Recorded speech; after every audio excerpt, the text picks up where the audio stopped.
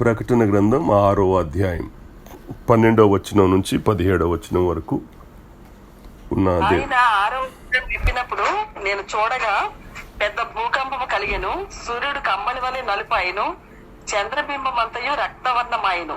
పెద్ద గాలి చేత ఊగులాడు అంజూరపు చెట్టు నుండి అకాలపు కాయలు రాలినట్టు ఆకాశ నక్షత్రములు భూమి మీద రాలెను. మరియు ఆకాశ మండలము చుట్టబడిన గ్రంథము వలనే తొలగిపోయిను. ప్రతి కొండయు ప్రతి ద్వీపమును వాటి వాటి స్థానములు తప్పెను. భూరాజులను, ఘనులను, సహస్రాధిపతులను, ధనికులను, బలిష్ఠులను, ప్రతి దాసుడును, ప్రతి స్వతంత్రుడును కొండ గుహలలోను బండల సందులలోను దాక్కుని సింహాసనాసీనుడై ఉన్న వాని యొక్కయు గొర్రెపిల్ల యొక్కయు ఉగ్రత మహాదినము వచ్చెను. దానికి పాలజారిన వాడెవడు? మీరు మా మీద పడి ఆయన సన్నిధికిని గొర్రెపిల్ల ఉగ్రతకును మమ్మును మరుగు చేయుడి అని పర్వతములతోనూ బండలతోనూ చెప్పుచున్నారు. చాలమ్మా, థ్యాంక్ యూ తల్లి, థ్యాంక్ యూ. ఈ 6వ ముద్ర విప్పినప్పుడు జరిగిన సంగతులు ఇవన్నీ. అవి వింటూ ఉంటేనే కొంచెం భయంగా కూడా ఉంది. మరి ఇవి జరుగుతున్నప్పుడు ఆయన ఆత్మలో వశుడై ఎలా చూశాడో, యోహాన్ గారు ఎలా తట్టుకున్నాడో నాకు తెలీదు. ఏదేమైనా ప్రభు చెప్పింది చెప్పినట్టుగా అక్షరాల జరుగుతుంది. నేను మీ అందరినీ ఒక మాట అడగాలి. వాక్యం వింటున్న మీ అందరినీ ఒక మాట నేను అడగాలి. ఏంటి ఆ మాట అనంటే, నిజంగా వాక్యం, రాయబడిన వాక్యం మీరు నమ్ముతున్నారా అంటే, నమ్మే వాళ్ళకు అవుతేనే సున్నా అయినా పొల్లైనా తప్పిపోదు అన్న లేఖనం నెరవేరుతుంది అని నమ్మే వారికి ఈ వాక్యం ఒక హెచ్చరిక, లేదా గొడ్డలి పెట్టు, లేదా ఆయన ఇస్తున్నటువంటి గొప్ప ఆదరణ. కాబట్టి అది నమ్మని వారికి, ఈ వాక్యం నమ్మని వారికి, లేఖనం మీద ఏ విధమైనటువంటి అవగాహన లేకుండా ఉట్టిగా వచ్చి కూర్చునే వారికి ఏం చెప్తారో చూద్దాం, లేదా ఏం జరుగుద్దో లేదో అనే ఒక అనుమానాల మధ్య ఉండే వాళ్ళకి ఇది రేపు అనుభవించేటప్పుడు తెలిసేటువంటి సందర్భం ఇది. కాబట్టి దయచేసి మీరందరూ కూడా నమ్మితే వాక్యం వినండి, నమ్మకపోతే చక్కగా మీరు క్లోజ్ చేసుకొని ఇంట్లో పడుకోండి, అది మీకు మేలు. రైట్. రాత్రి ఆ చివరి మాటలు 11వ వచనం చివరి మాటలన్నీ కూడా చెప్పుకుంటా వచ్చాను. ఇక్కడ యోహాన్ గారు చూస్తున్నప్పుడు పెద్ద భూకంపము కలిగెను అన్నాడు. ప్రభు 24వ అధ్యాయం 7వ వచనంలో చెప్పినప్పుడు అక్కడక్కడ భూకంపములు కలుగును అని ప్రభు అన్నాడు. అవి ప్రస్తుతం జరుగుతున్నాయి. ఇప్పుడు ప్రస్తుత కాలంలో జరుగుతున్నటువంటి అక్కడక్కడి భూకంపాలు కనుక ఈ కాలంలో జరిగేటువంటి భూకంపాలు సూచనలు మాత్రమే. రేపు 2వ రాకడలో ఈ 6వ ముద్ర విప్పినప్పుడు వచ్చేటువంటి ఆ భూకంపం పెద్ద భూకంపము అని రాయబడింది. ఆ భూకంపము ఎంత అనంటే ఇక అది చెప్పలేనంత.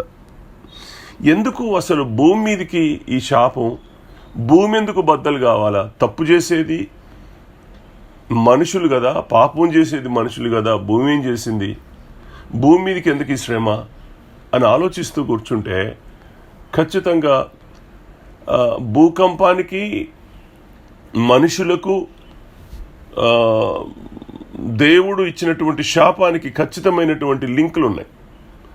ఆదికాండం 3వ అధ్యాయంలోనే ప్రభు చెప్పారు. 17వ వచనం చూడండి ఒకసారి. ఆయన ఆదాముతో, నీవు నీ భార్య మాట విని తినవద్దని నేను నీకు ఆజ్ఞాపించిన వృక్ష ఫలములు తింటివి గనక నీ నిమిత్తము నేల శపింపబడి ఉన్నది. ప్రయాసముతోనే నీవు బ్రతుకు దినములన్నీ దాని పంట తిందువు. నీ నిమిత్తమే భూమి శపించబడింది అంటాడు ఆయన. కనుక భూమికి శాపం వచ్చింది. ఆ శాపం యొక్క ఫలితం రేపు కలగబోయేటువంటి భయంకరమైన భూకంపం. ఇందులో ఏమీ అనుమానపడాల్సిన అవసరం లేదు. అక్కడక్కడ భూకంపాలు కలుగుతాయి, అక్కడక్కడ కరువులు కలుగుతాయి, అక్కడక్కడ వరదలు వస్తాయి. ఇవన్నీ కూడా ఆ రోజున ఏదేను వనంలో పెట్టినటువంటి శాప ఫలితాలు. ఇవాళ మనం చూస్తూనే ఉన్నాం. ఈ రోజున వాటన్నిటిని మనం చూస్తున్నాం. ఇన్ని చూపించిన దేవుడు రేపు పెద్ద భూకంపం చూపించడా అంటే ఖచ్చితంగా చూపిస్తాడు. నమ్మాలి, మనం నమ్మాలి. ఎందుకు ఓ చోట వర్షం వస్తుంది, ఓ చోట వర్షం రావట్లేదు? ఎందుకు ఓ చోట కరువులు ఉంటున్నాయి, మరో చోట కరువు రావట్లేదు? ఎందుకు భూమికి ఇంత శాపం వచ్చింది అంటే ఆనాటి శాపమే, ప్రభు నోట నుండి వచ్చిన శాపం అది. నిన్ను బట్టి, నీ నిమిత్తం భూమి శపించబడింది. చాలాసార్లు మానవ తప్పిదాలు ప్రకృతికి విరోధంగా జరుగుతున్నటువంటి శాపం. ఇవాళ ఆక్సిజన్ కరువు అవుతుంది, తెలుసా మీకు? మానవ తప్పిదం. అడవులన్నీ సర్వనాశనం చేస్తున్నారు మానవుడు తన స్వార్థం కొరకు. మానవుడు తన అక్రమం చేయడం కొరకు, తన స్వార్థం కొరకు అడవులన్నీ నాశనం చేశాడు. సమతుల్యం లేదు, ఇవాళ సమతుల్యం లేదు భూమి మీద. అందువల్ల ఆక్సిజన్ తక్కువ అవుతుంది, కార్బన్ డైఆక్సైడ్ ఎక్కువైపోతా ఉంది. భూమి శపించబడుతుంది, భూమి శపించబడుతుంది. ఈ మానవులందరూ పెరిగిపోతున్నారు, కోట్ల జనం పెరిగిపోతున్నారు. సరిగ్గా ఆక్సిజన్ అందక హాస్పిటల్లో చిన్న రోగం వస్తే చాలు వాడికి ఒక ఆక్సిజన్ సిలిండర్ పెట్టి వాడికి ప్రకృతి సంబంధమైన ఆక్సిజన్ వాడు ముక్కుకు తొలగించి 2 రోజులు, 3 రోజులు, 4 రోజులు, వారం రోజులు, 10 రోజుల వరకు వాడు ఐసీయూలో ఉండాలి. వాడు ప్రకృతి గాలి వాడు ఏం పీల్చుకుంటాడండి? మానవ తప్పిదం సుమా ఇది, మానవ శాపం. భూమికి ఆ రోజు దేవుడు పెట్టిన శాపం. ఇది జరగంగా లేని రేపు భూకంపం రాదు అని అనుకోవడానికి వీల్లేదు. ఖచ్చితంగా మనం ఈ సంగతులన్నీ కూడా ఆలోచన చేయాల్సిందే. ప్రకృతి శపించబడింది కదా. రోమపత్రికలు చాలా క్లియర్గా రాశాడు ఆ మాటని. అది మూలుగుతుంది అని రాయబడలేదు. మీరు 8వ అధ్యాయం చూడండి. మనం చాలాసార్లు చదివాం, మళ్ళీ ఒకసారి చదివిస్తాను అన్నమాట. రోమపత్రిక 8వ అధ్యాయం 19 నుంచి చూడండి. దేవుని కుమారుల ప్రత్యక్షత కొరకు సృష్టి మిగుల ఆశతో తేరుచూచుచూ కనిపెట్టుతున్నది. అనగా సృష్టి నాశనమునకు లోనైన దాస్యంలో నుండి విడిపింపబడి దేవుని పిల్లలు పొందబో మహిమగల స్వాతంత్ర్యము పొందుటను నిరీక్షణ కలదై స్వేచ్ఛగా కాక దాన్ని లోపరిచిన వారి మూలముగా వ్యర్థపరచబడింది. సృష్టి యావత్తు ఇది వరకు ఏకగ్రీవంగా మూలుగుతూ ప్రసవ వేదన పడుతున్నదని ఎరుగుదము. చాలమ్మా, నేను చెప్తాను. ఇప్పుడు ఎందుకు ప్రసవ వేదన పడుతుంది సృష్టి అంతా? ఆనాటి శాపం. కానీ దేవుని కుమారుడు ప్రత్యక్షత కొరకు ఎదురు చూస్తూ ఉంది. కారణం ఏంటంటే దానికి విడుదల రాబోతుంది. ఓ మాట చెప్తాను. ఈ సృష్టికి, ఈ భూమికి, ఈ ప్రకృతికి శాపం తొలగిపోయే రోజు ఎప్పుడు అనంటే నా ప్రభు 2వ రాకడలో భూమి మీదకి వచ్చినప్పుడే. సంఘంతో పాటు భూమి మీదకి వచ్చినప్పుడు ఈ శాపం తొలగిపోద్ది. అప్పటిదాకా ఈ భూమి, ఈ ప్రకృతి, ఇదంతా కూడా ప్రసవ వేదన పడాల్సిందే. సృష్టి యావత్తు ప్రసవ వేదన పడాల్సిందే. ఎందుకు మిగుల ఆశతో ఎదురు చూస్తుందంటే ఎప్పుడు వస్తాడా? సంఘంతో పాటు ఆయన కుమారులందరూ ఎప్పుడు భూమి మీదకి వస్తారు, అప్పుడు మాకు శాపం తొలగిపోతుందని ఆయన ఈ సృష్టి యావత్తు ఎదురు చూస్తున్నటువంటి కాలంలో మనం ఇవాళ హెచ్చరించబడుతున్నాం. వస్తుంది. దేవుడు ఖచ్చితంగా ఈ సృష్టిని విమోచిస్తాడు. ఈ సృష్టిని ఖచ్చితంగా విమోచిస్తాడు. అయితే శాపం తొలగిస్తాడు. అయితే ప్రభు 2వ రాకడలోనే. దానికంటే ముందు ఈ భూకంపం వస్తుంది. దానికంటే ముందు, సృష్టిని విడుదల చేయకముందు, విమోచించక ముందు ఈ పెద్ద భూకంపం వస్తుంది. ఈ భయంకరమైన భూకంపం వస్తుంది. ఆ భూకంపం దేనికి మళ్ళీ చెప్తున్నాను, మానవ శాపం అది. మీరు యెషయా గ్రంథం ఒకసారి చూడండి. 24వ అధ్యాయం 20వ వచనంలో, 24వ అధ్యాయం 20వ వచనంలో, భూమి మత్తుని వలె కేవలము తూలుచున్నది, భూమి మత్తుని వలె కేవలము ఊగుచున్నది, తూలుచున్నది, పాకవలే ఇటు అటు ఊగుచున్నది. పాకవలె ఇటు అటు ఊగుచున్నది. ఎందుకో చెప్పాడు. దాని అపరాధము ఆ, దాని మీద భారముగా ఉన్నది. కారణం అదే, పడి ఎక్కడూ లేవలేదు. కారణం అదే. దాని భారం, దాని అపరాధ భారం దాని మీద పడింది. అందువల్ల ఇది లేవదు అంటాడు ఆయన. అది పడింది లేవదు అంటాడు ఆయన. భూమి పాక వల్ల ఇటు అటు ఊగుతుందంట. ఆ మాటలు మీరు చూడండి. దీని అర్థం ఎప్పుడు ఊగుద్ది భూమి? పాక వల్ల ఇటు అటు. భూమి కదిలినప్పుడే, భూకంపాలు వచ్చినప్పుడు జరిగేటువంటి ప్రక్రియ ఇదంతా. మత్తుని వలె తూలుతుంది అంటాడు. మత్తుని వలె తూలుతుంది అంటాడు. భూమి మీద శాపం ఉంది. ఈ భూకంపం, పెద్ద భూకంపం రాకమునుపు నిజంగానే భూమి అటు ఇటుది కేవలం అపరాధం. ఇవాళ రక్షించబడిన దేవుని పిల్లలు పాపం చేయడానికి కొద్దిగా భయపడుతున్నారు. కానీ నేను పూర్తిగా 100% నేను చెప్పలేను. కానీ ఇవాళ దేవుని పిల్లలు 100% పరిశుద్ధంగా ఉన్నారని నేను చెప్పలేను. నా వల్ల కాదు ఆ మాట. ఒకవేళ ఎవరైనా ఉంటే ప్రభువుకు మహిమ. కానీ కొద్దో గొప్ప ప్రయత్నం మాత్రం చేస్తున్నారు దేవుని పిల్లలు పరిశుద్ధంగా ఉండడానికి, అపరాధ భావం వారిలోంచి ఉండకుండా జాగ్రత్త పడడానికి, దోషం తొలగిపోవడానికి, అతిక్రమం తొలగిపోవడానికి కొంత ప్రయత్నాలు చేసేది ఎవరు భూమి మీదనంటే ఆయన పిల్లలు మాత్రమే. ఆయన రక్తంలో కడగబడిన నీతిమంతులకు మాత్రమే ఈ ఛాన్స్ ఉంది. వాళ్ళు మాత్రమే ఒక తప్పు చేయకుండా ఉండడానికి కారణమవుతాయి. కనుక దేవుని పిల్లలమైన మనం ఆత్మ సంబంధమైన భయంతో కొనసాగుతున్నందువలన మనకు ఈ విమోచన, మొట్టమొదట సంఘము విమోచించబడుతుంది. ఎత్తబడిన అనుభవంలోకి వెళ్ళిన తర్వాత ఈ పెద్ద భూకంపం భూమి మీద కలుగుద్ది. అది భూమి మీద విడిచిపెట్టబడిన వారికి జరిగేటువంటి సంభవం. దాని ప్రభావం ఏంటో చెప్పన 12వ వచనం చూడండి. దాని ప్రభావం పట్టణంలో చదువునండి. ఇదేమ్మా, ఇదే 6:12.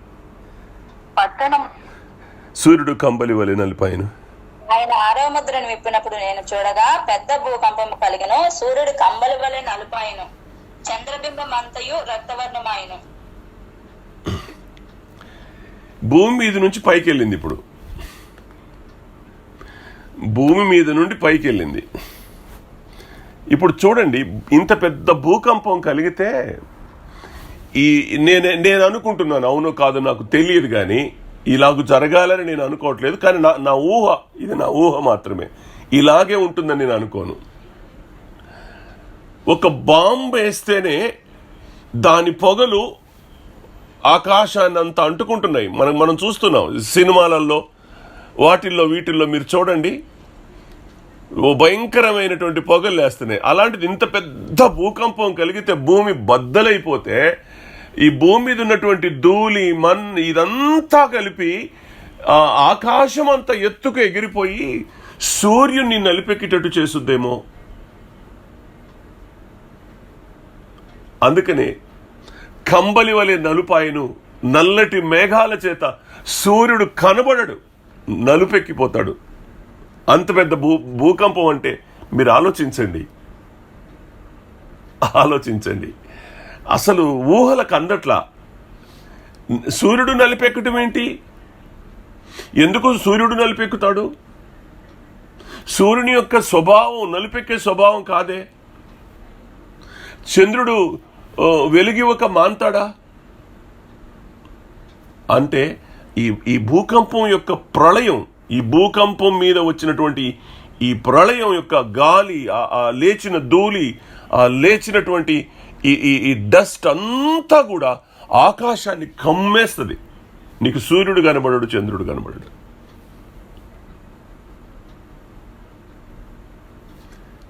చిమ్మ చీకటి అయిపోతుంది. చిమ్మ చీకటి. మేఘాల మధ్యకు వెళితేనే, సూర్యుడు మేఘాల మధ్యకు వెళితే చల్లదనాన్ని ఇస్తుంది, కానీ చీకటి గమ్మదు. కానీ ఇప్పుడు అలా కాదు. ఇప్పుడు ఏకంగా నలుపెక్కుద్దంట. గొంగళి వలె నలుపెక్కుద్ది అని అంటాడు ఆయన.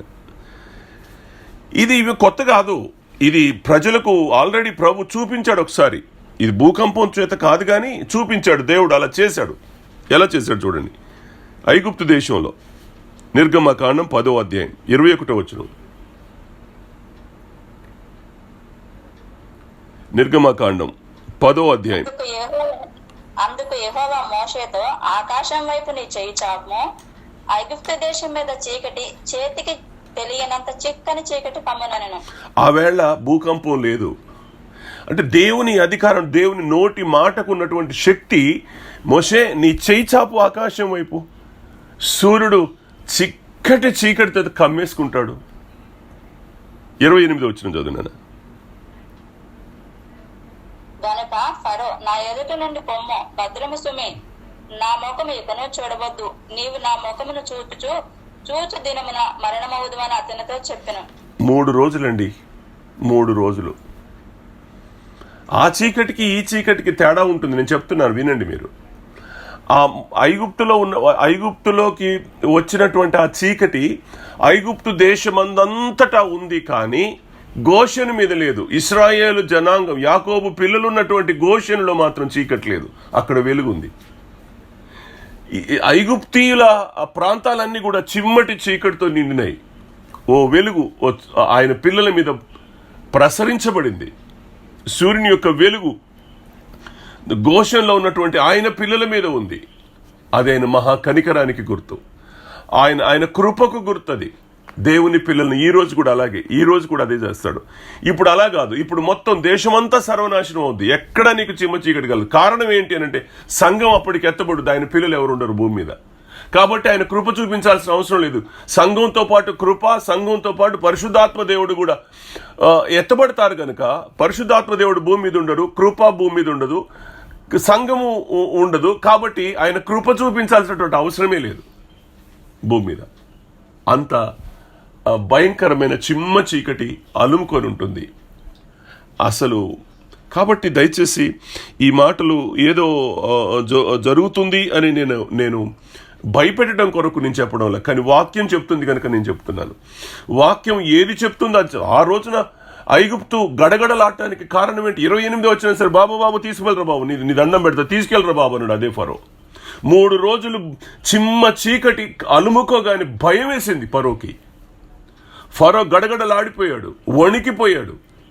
తీసుకెళ్ళు. కనుక ఒక చిమ్మ చీకటి కమ్మినందుకే దేశమంతా గడగడలాడితే, ఇప్పుడు భూకంపము, సూర్యుడు నలిపెక్కాడు, చంద్రుడు వెలుగునివ్వలేదు. ఇప్పుడు ఆలోచించండి ఎలా ఉంటుందో. లేచిన ధూళి, ప్రజలు అసలు ఎక్కడుంటారు? ప్రజలు ఏమవుతారు? ఆ ధూళిలో ప్రజల పరిస్థితి ఏంటి?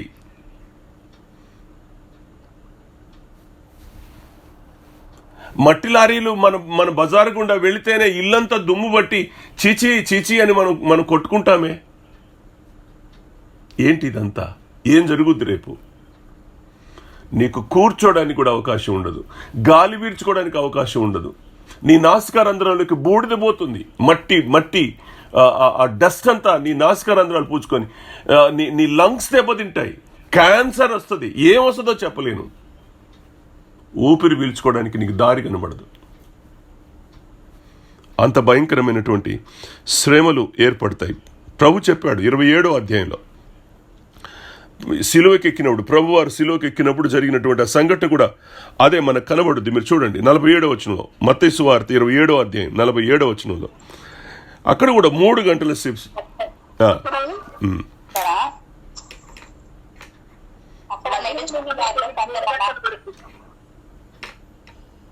మధ్యాహ్నం మొదలుకొని 3 గంటల వరకు ఆ దేశం అంతటా చీకటి కమ్మెను. ఇంచుమించు 3 గంటలప్పుడు యేసు ఏలి నామా సబక్తాని అని బిగ్గరగా కేక వేసెను. ప్రభువు శిలోలో వేలాడుతున్న 3 గంటలు చీకటైంది. చారిత్రాత్మక సత్యం ఇది. సంభవాలు జరిగాయి, ప్రజలు చూశారు, చరిత్రలో రాశారు. దేవుని మాట కాదు, దేవుని మాట తప్పు అని ఎవడు చెప్పగలడు? లేఖనం తప్పని ఎవడు చెప్పగలడు? ఆవేళ ఐగుప్తులో చీకటి, ఇవాళ యేసుక్రీస్తు ప్రభువారు శిలువకు ఎక్కిన రోజు ఆ చీకటి. ఇవన్నీ ఆయన నోటి మాట ప్రకారం జరుగుతున్న సంభవాలు కావా? ఆయన ఆకాశాన్ని మూయగలడు, భూమిని నాశనం చేయగలడు, సముద్రాల్ని ఉప్పొంగ చేయగలడు. ఆయన ఏమైనా చేయ సమర్థుడైన దేవుడు ఆయన. కాబట్టి ఎందుకు ఇదంతా అనంటే ఇది శాపం నిమిత్తమే. అయితే 24వ అధ్యాయం మత్తయి సువార్త 29వ వచనంలో మంచి మాట అన్నాడు చూడండి. 24వ అధ్యాయం 29వ వచనంలో, ఆ దినముల శ్రమ ముగిసిన వెంటనే చీకటి సూర్యుని కమ్మును, చంద్రుడు కాంతి ఇయ్యడు, ఆకాశము నుండి నక్షత్రములు రాలును, ఆకాశమందున శక్తులు కదిలింపబడును, అప్పుడు మనుష్య కుమారుని సూచన ఆకాశమందు కనబడును. రైట్. లూకా సువార్త 21-25 వచనంలో కూడా ఇదే మాటలు ఉంటాయి. ఈ మాటలే ఉంటాయి. లూకా గారు కూడా ఈ మాట రాశాడు. కనుక వాళ్ళ సంఘానికి ఒక సృష్టికి కానీ సంఘానికి కానీ ఇశ్రాయేలుకి కానీ ఒక ఆలోచన అయితే ఉంది. ఏమనుంది అనంటే, ప్రభువు వచ్చి సృష్టిని, ఇశ్రాయేలు పశ్చాత్తాపడినప్పుడు వారిని అందరినీ విమోచిస్తాడు అనేటువంటి ఒక ఆలోచన మాత్రం సంఘానికి ఉంది. కాబట్టి ఆలోచన చేద్దాం. ఇవాళ సంఘం ఎత్తబడిన అనుభవంలోకి రాకపోతే, సంఘం ఎలాగైనా ఎత్తబడుద్ది. దయచేసి మళ్ళీ చెప్తున్నాను, సంఘం ఎలాగైనా ఎత్తబడుద్ది. ఈ భయంకరమైన వేదనల్లో సంఘాన్ని దేవుడు ఉండనివ్వడు. శ్రమలు సంఘానికి తాకనివ్వడు. సంఘం ఎత్తబడుతుంది. అయితే ప్రశ్న ఏంటి అంటే, ఎత్తబడే సంఘంలో నువ్వు ఉంటావా లేదో చూసుకో. ఇదే ప్రతిరోజు నేను హెచ్చరించేది ఇదే. ప్రతిరోజు మీతో మాట్లాడేది ఇదే. ఎత్తబడుతున్న సంఘంలో, సంఘము ద్వారా నువ్వు ఎత్తబడే అనుభవంలోకి నువ్వు వస్తావా రావా? ఆ సంఘంలో నువ్వు నిలిచి ఉంటావా లేవా? నువ్వు ఇవాళ అశ్రద్ధ చేస్తున్నావు, ఇవాళ నువ్వు కేర్లెస్ చేస్తున్నావు, దేవుని వాక్యాన్ని నువ్వు తృణీకరిస్తున్నావు. ఈరోజు నువ్వు ఇది నాకు కాదులే, ఆ భయపడే వాళ్లకు అని నువ్వు అనుకుంటున్నావు. భయపడి దేవునికి భయభక్తులు సలిపే భయపడే వాళ్ళకి ఇదంతా. కానీ నాకేంటి, ధైర్యంగా ఉన్నాను, మీసాలు మెలేస్తున్నాను, తొడగొడుతున్నానని ఒకవేళ నువ్వు విర్రవీగుతున్నావేమో, రాలిపోతావు సుమా. సూర్యుడు నలుపెక్కుతున్నప్పుడు, చంద్రుడు తన కాంతి హీనతనిస్తున్నప్పుడు, నక్షత్రాలు రాలి పడుతున్నప్పుడు నువ్వెంత, నీ జీవితం ఎంత, నీ ఆలోచన విధానం ఎంత? విర్రవీగొద్దు. ప్రేమతో చెప్తున్నాను, సరెండర్ అవ్వండి. ఇవాళ సరెండర్ అవ్వండి ప్రభువుకు. మనల్ని మనం సరెండర్ చేసుకుందాం. ప్రభువా కొద్ది కాలమే భూమి మీద ఉన్న కొద్ది కాలం నీ ఎడల భయభక్తులు కలిగి మరణించక ముందు క్రీస్తు యేసు నుండి మృతి పొందేటువంటి ఆ అనుభవం నాకు ఇవ్వు. నీ రాకడొస్తే ఎత్తబడే అనుభవంలోకి నన్ను తీసుకెళ్ళు. ఈ ప్రార్థన ఎన్నడూ మీరు మర్చిపోవద్దు. ప్రతి దినం ఈ ప్రార్థన మీ ప్రార్థనలో ఉండేట్టుగా మీరు చూసుకోవాలని నేను మీకు మనవి చేస్తూ ఉన్నాను. ఆలోచించండి. ఈ భయంకరమైన శ్రమలు, ఈ పెద్ద భూకంపానికి తట్టుకోలేరు. సూర్యుడు నలిపెక్కితే చిమ్మ చీకటి, పక్కనున్న నీ పిల్లోని ఎత్తుకోవడానికి కూడా నీకు అవకాశం ఉండదు. నీ నాసికా రంధ్రాలలో ఆ ధూళిపోయి ఊపిరితిత్తులు దెబ్బతిని నువ్వు గాలి పీల్చుకోవడానికి కూడా నీకు అవకాశం లేని పరిస్థితులు రేపు రాబోతున్నాయి. మన కరోనా వచ్చినప్పుడు ఆ చిన్న బ్యాక్టీరియా బాంబు మరి ఏమైందో మనకు తెలియదు. ఆ కరోనా రోగం వచ్చినందుకు ఒక్కొక్కడు హాస్పిటల్లో పడి సిలిండర్లు అయిపోయినాయి, గ్యాస్, ఆక్సిజన్ సిలిండర్స్.